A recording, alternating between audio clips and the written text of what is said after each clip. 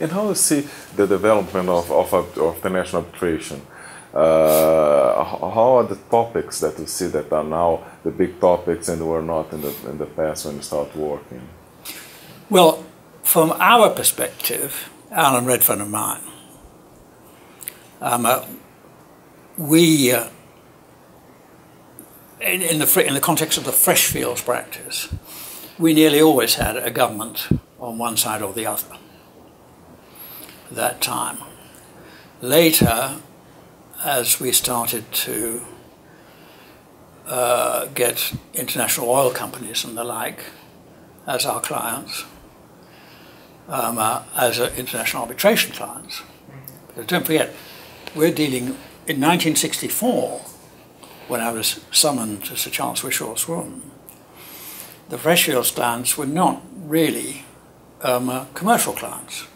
They were banks, governments, governmental entities, and so on.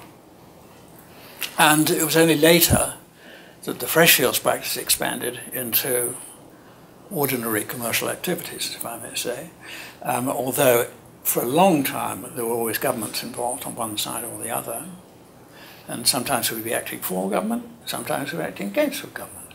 Nowadays that's not so prevalent, because in the modern, if I may say, American style way of practicing as a lawyer, you're either a plaintiff's attorney or you're a respondent's attorney.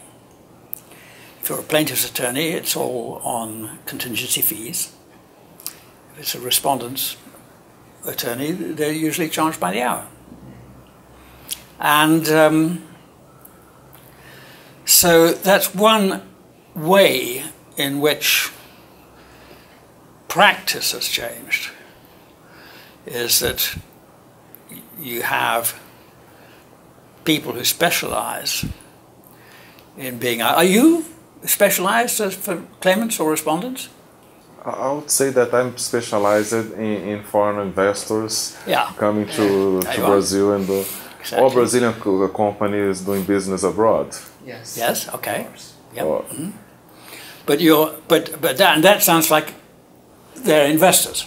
Normally they're investors. Yeah. Because the definition of investor, as you know, is very wide.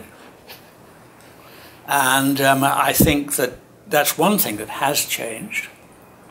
And then the transparency element of investment arbitrations under ICSID and bilateral investment treaties and so on, which I'm sure you're involved in, that has made a big change, because everything's so public.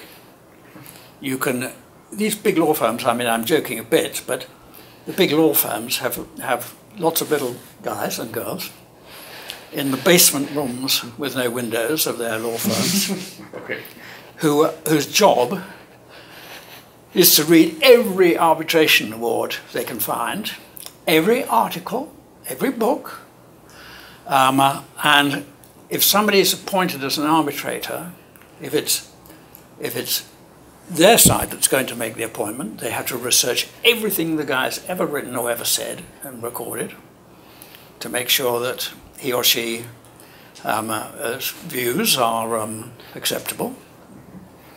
Because, and again, the other side, you research the other side's arbitrator to see whether there are any grounds for challenging them.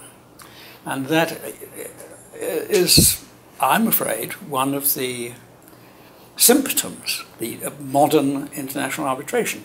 I tend to call it the Americanization of international arbitration, but it's a little bit controversial to categorize it like that.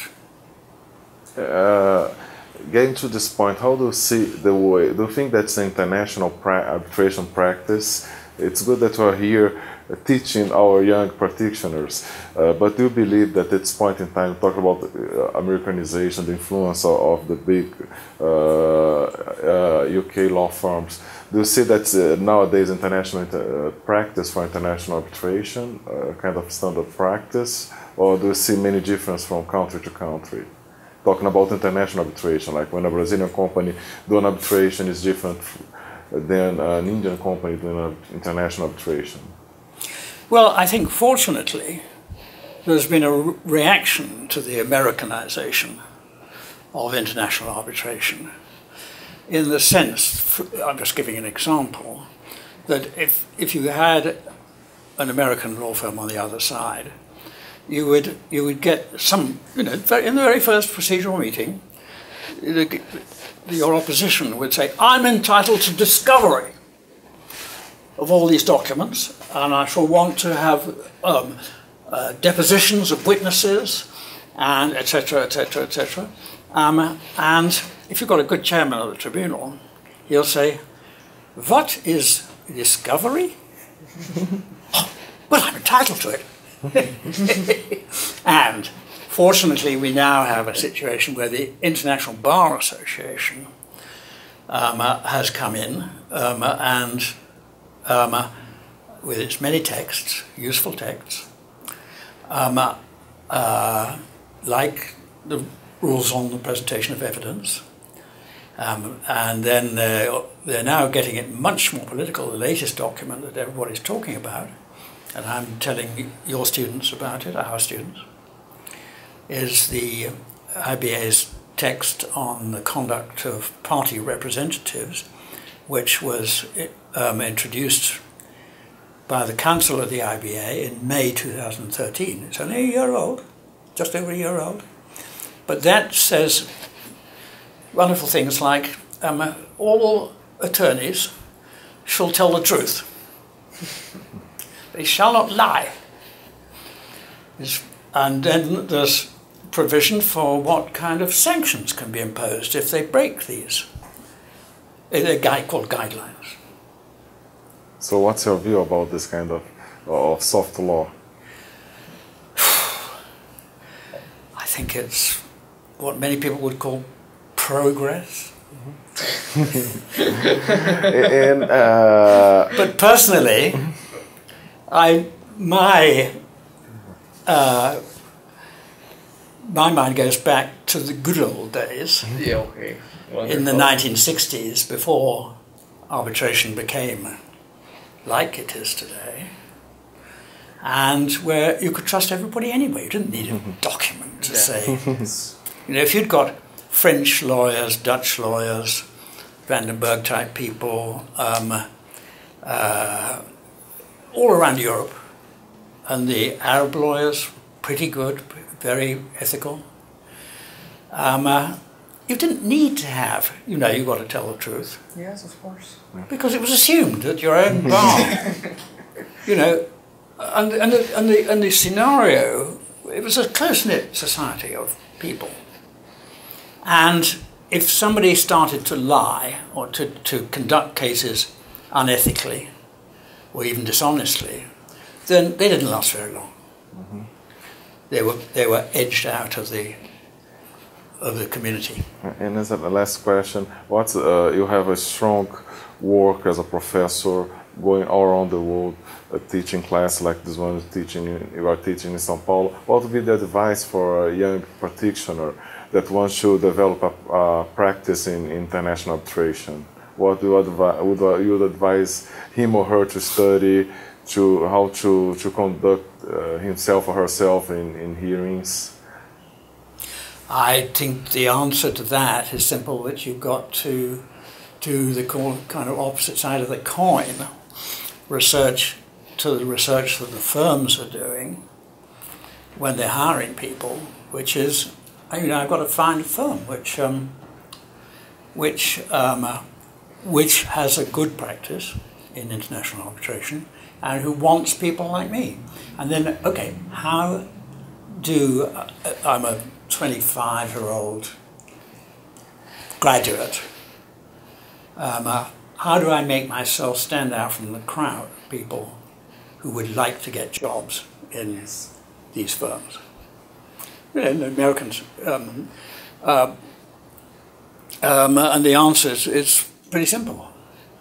you do an LLM, which are well-known. There are a number of well-known LLM programs around the world, and indeed we will have one here very soon. Here. But I mean, in international arbitration. Yes. And what we will do here, and it will all be taught in English. We haven't discussed that yet, Yes, but it must be. And we will teach people to be attractive to law firms. They'll say the Institute in Sao Paulo is one of the places you can trust to go and find recruits for firms that are practicing in the area, in the field. Thank you a lot, Professor. I think running out of that time, it was an excellent experience. I hope to have you back to Brazil many times. I hope so. As a trader, as a professor. Thank you. Yeah. And we hope so. Thank you a lot. Entrevistamos aqui para o IDEA o professor Martin Hunter. Divulgaremos isso pela internet. Agradeço a todos que têm assistido.